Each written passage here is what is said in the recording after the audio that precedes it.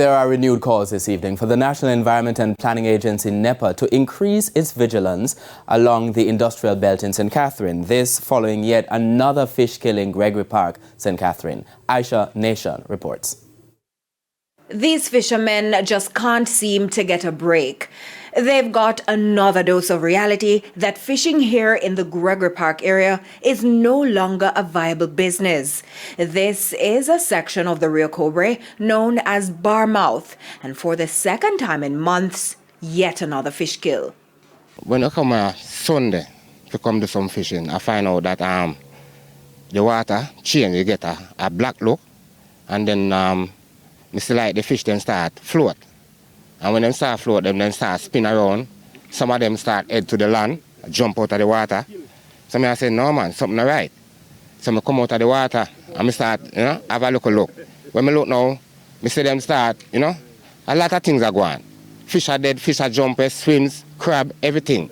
As for the source of the pollution, at the section of Mandela Highway, alongside the factory them. I don't know which of the factory, but one of those factories coming along the way.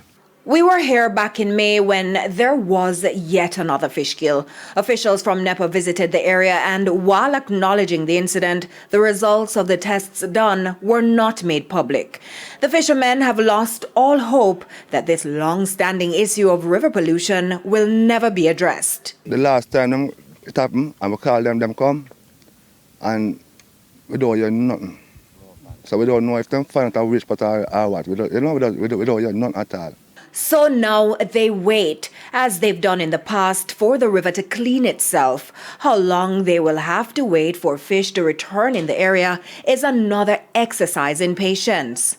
It affects a lot, because we have to do so hard, we can mix concrete or mix mortar or something. When we just do, come a river, and we, so we net and we catch a little fish and we give God thanks. The state agency NEPA has not been performing.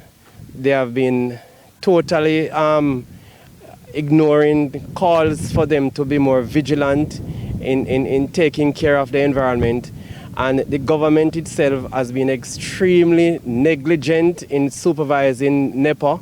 And because of that, the persistent poisoning of the Rio Cobre by these corporate entities has resulted in these poor people being economically disadvantaged. We were unable to get a response from NEPA about the latest fish kill. Aisha Nation, TVJ News. Still